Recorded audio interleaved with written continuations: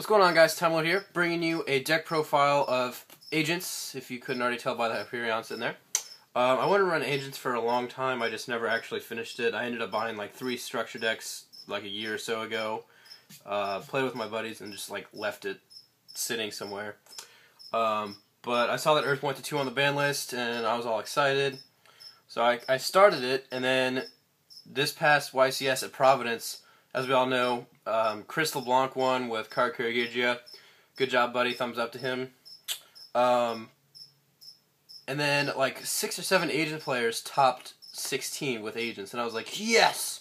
So I decided to reinvent my entire build and run agents for a couple of days.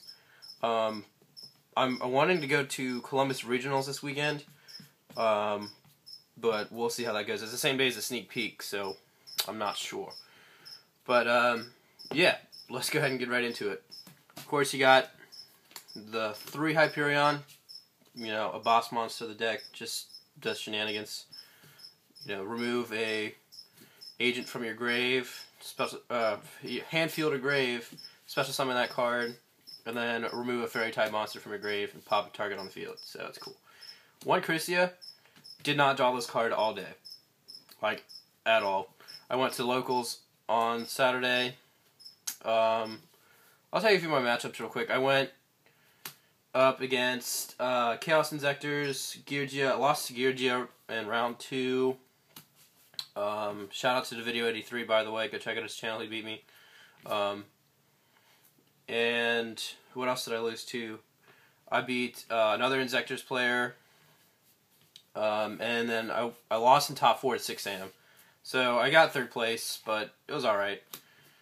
But yeah, I didn't see this card all day. It was ridiculous.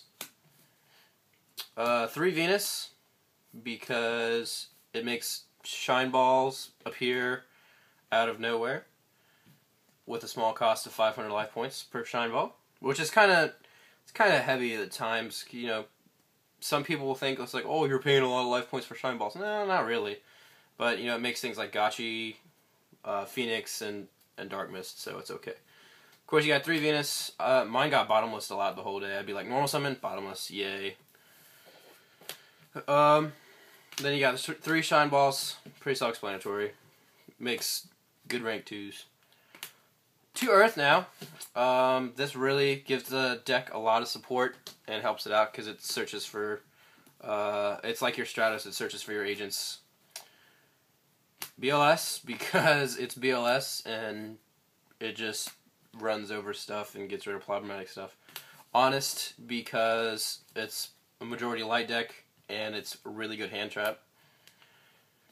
Speaking of hand traps, Double Veiler.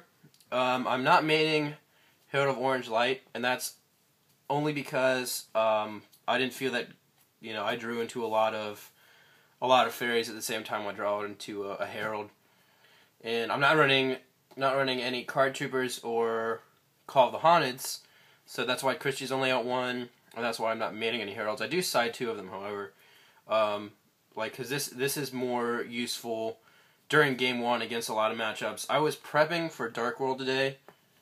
To be at, on Saturday, excuse me, to be at locals, but nobody ran Dark World, so I was just like, oh, whatever.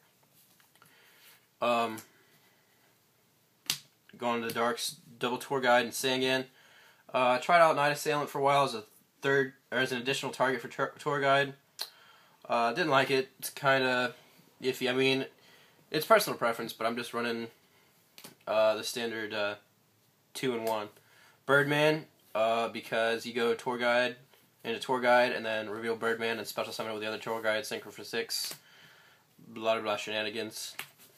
Reaper, because poking cards out of your opponent's hand is always cool. Gores, because it's Gores. And then you got Double Trag, looking for another Ultra. But yeah, this card came in so helpful over the weekend. I'd be like, oh hey, yeah, draw into Trag, and then 6 cards in hand, pass turn. They attack for like 500, Trag.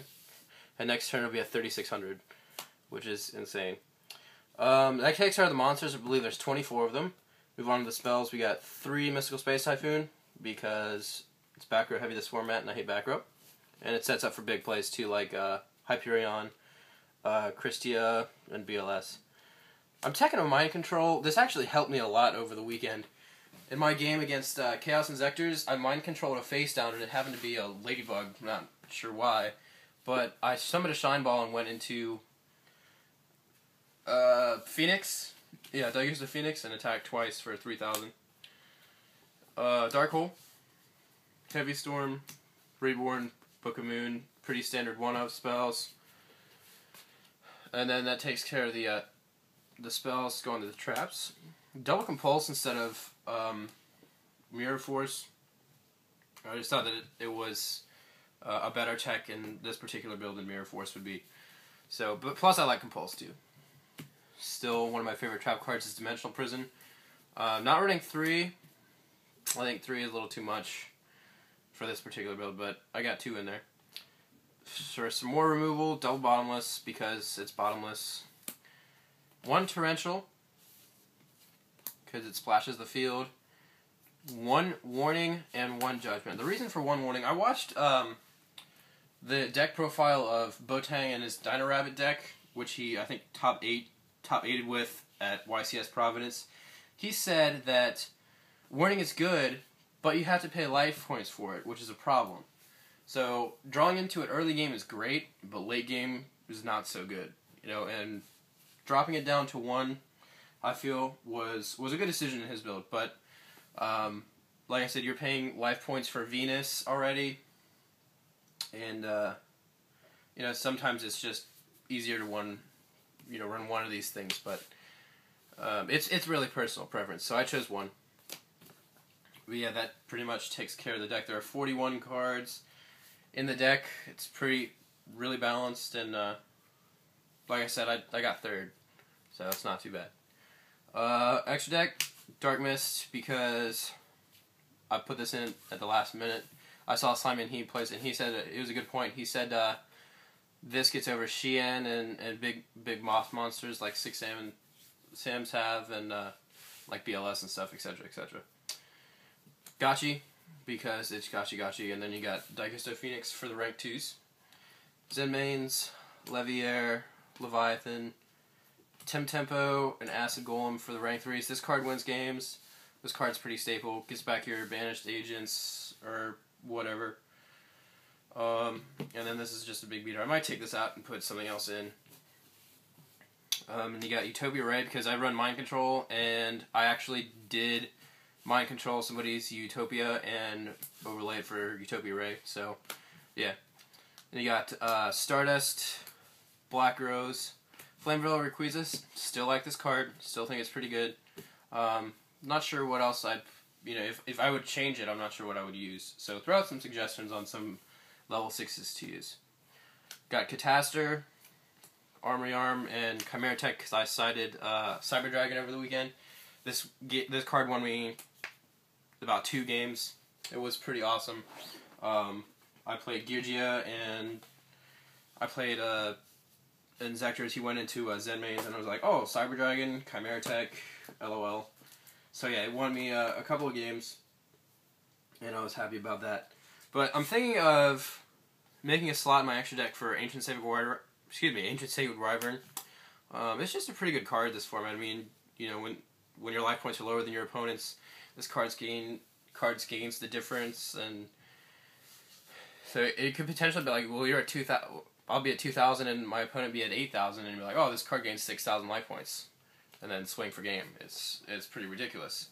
Like, but you know, at times where I wish I could have gone Black Rose, I'd have Black Rose in there. So I'm still deciding on this card in my extra deck, but we will see. You know, it's pretty good. It's very situational. But yeah, that is the extra deck. That's pretty self-explanatory. I'll probably take out Tempo for maybe, like I said, the Wyvern or something. But it's just situational. I'm not sure if I want to run it yet.